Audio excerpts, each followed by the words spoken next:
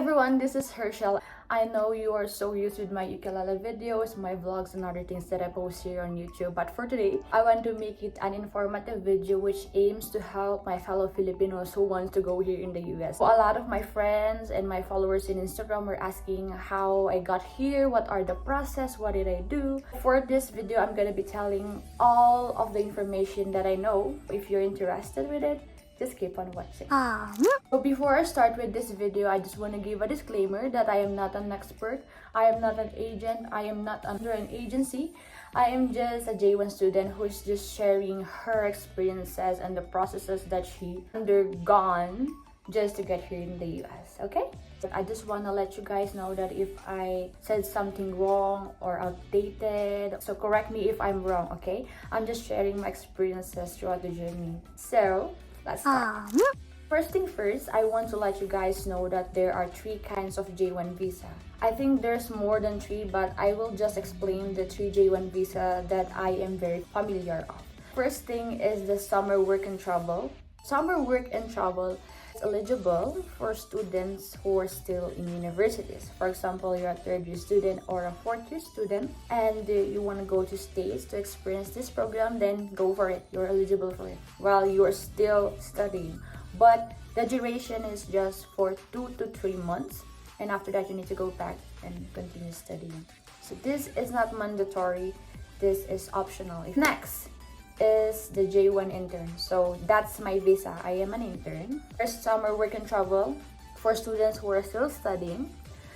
J1 interns, or the internship, is for students who have graduated, okay, for graduates. But what graduates? So you have to be graduate within that 1 year frame.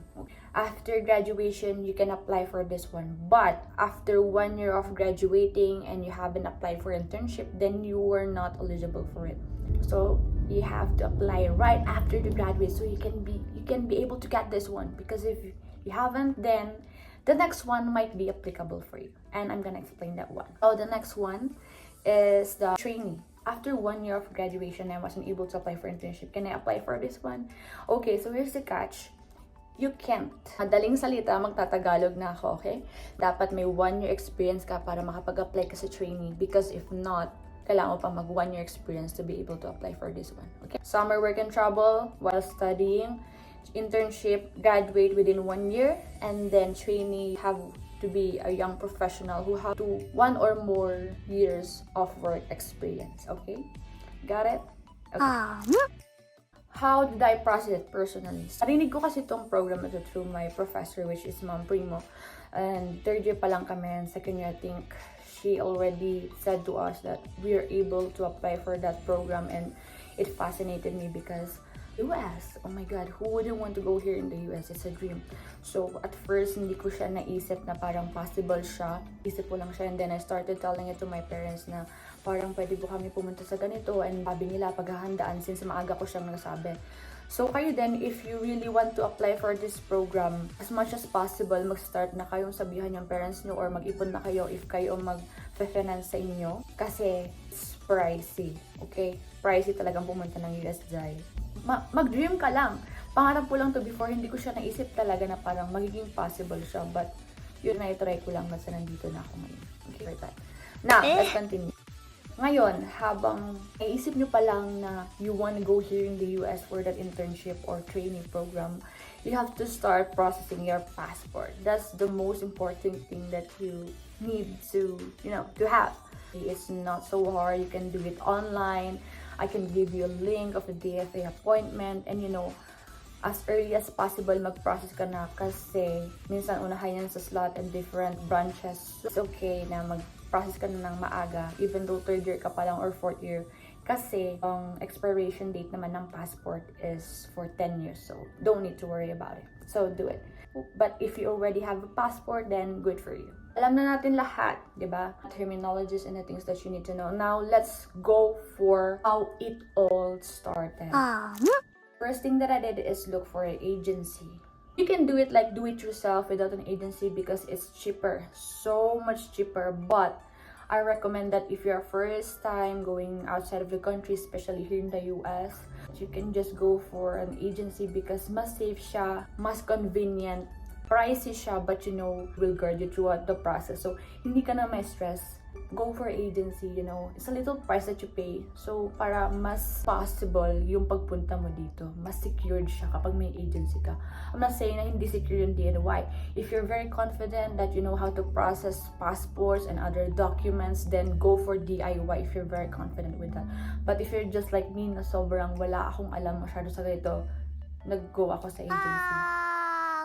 Now that you found your agency, may na-recommend kasi sa aming agency is the Zip Travel. So, Zip Travel, you can check their page and email them and their Facebook account because they really helped me a lot. So actually, they did everything for me. All I need to do is like sign, show up for the interview, process my documents, syempre mga personal documents, pero everything, sila na nagbahala doon. Sila na bahalang nagpa-process, sasabihan ka rin nila yung mga dapat mong gawin, as in, super guided ka. Kapag may agency ka, wala kang masyadong problemahan. So, that's the thing about having your agency if you wanna apply for this one. Less hassle and sure ka na wala kang makakalimutan kasi they will always remind you.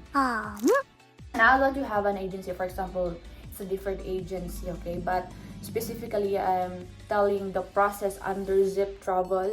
Okay, I'm not gonna get into like very detailed because it will help you out soon. Just gonna give like an overview of the process under their agency, okay?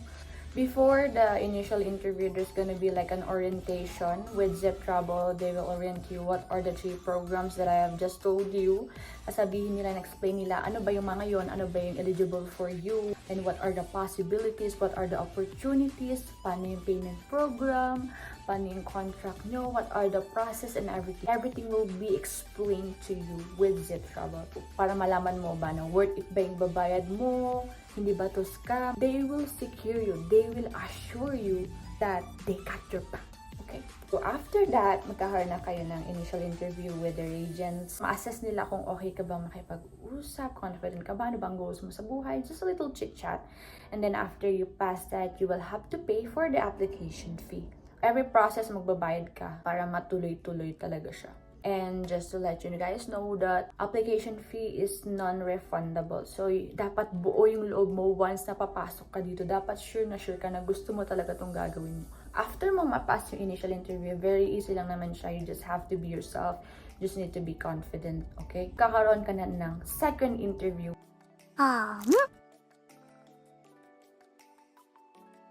Basically, sila yung sponsor mo.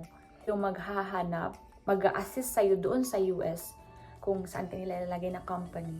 Wala ka nang problemahin dun kapag under agency ka kasi sila nang bahala maghanap ng host company mo. For my program, I have like the AAG or the Alliance Abroad Group. Sila yung host company ko.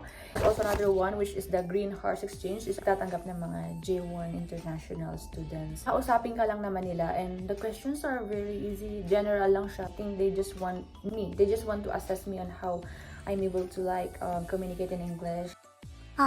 Ikatlong interview, doon na ako tinanong about my strengths, weaknesses, what are your work ethics, what do you expect in this program, are you coming back, how do you see yourself in the future, something like that. Very typical questions when, applying for a job. So, I think makapag-prepare kayo nito. Nag-research talaga ako, nag-practice ako. Kailangan mo rin assess yung sarili mo.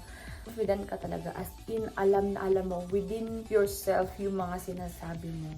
Now that you're hired, wait for your training plan. So, marami yung pages and it includes yung process ng program mo. First thing, ganito ka, ganito. So, there's gonna be like 4 processes for your programs within that 1 year. DS 2019 is a certificate of eligibility for J1 and will be given to you by your sponsor or AAG yung nag-issue sa akin ng DS 2019. Yun yung papel na nagsasabi na pupunta ka dito, ito yung trabaho mo, ito yung stipend mo, ito yung state mo. So, yun yung papel na importante, ipapadala nila sa yun. That paper, gagamitin mo yun, ang dadalhin mo yun sa US Embassy once you have your visa interview. And yun yung tatataka nila.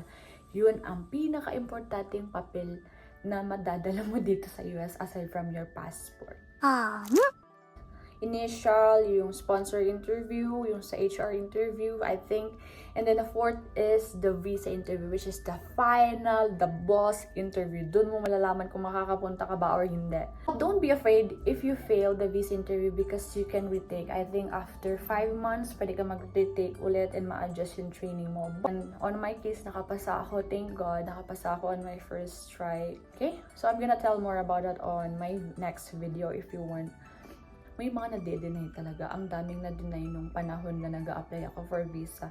In DS 2019, you remember or DS 2019, yun yung tatatakan ng ating consul. And that will be the time that you will know if you'll be required to stay like 2 years in the Philippines before you can apply for another US visa. It's gonna be 2. Check nila yun. Paper mo sila and then check nila yung box if 2 years magstay sa Philippines or kahit hindi ka na magstay after 2 years, pwede ka ulit mag-apply.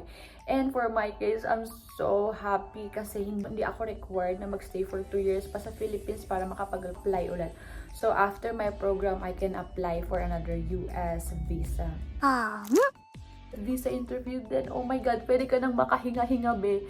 After mo makapasa ng visa interview, you also need to process your CFO sticker. So what is a CFO sticker? CFO sticker, the Commission on Filipino Overseas. So sticker yun para masabi na pwede kang umalis ng ibang bansa. Now, how can you get the sticker? Kailangan mo yun kasi lalagay yun sa passport mo. Wait, I'm gonna show you. A CFO sticker looks like, kailangan mo to para makaalis ka ng bansa.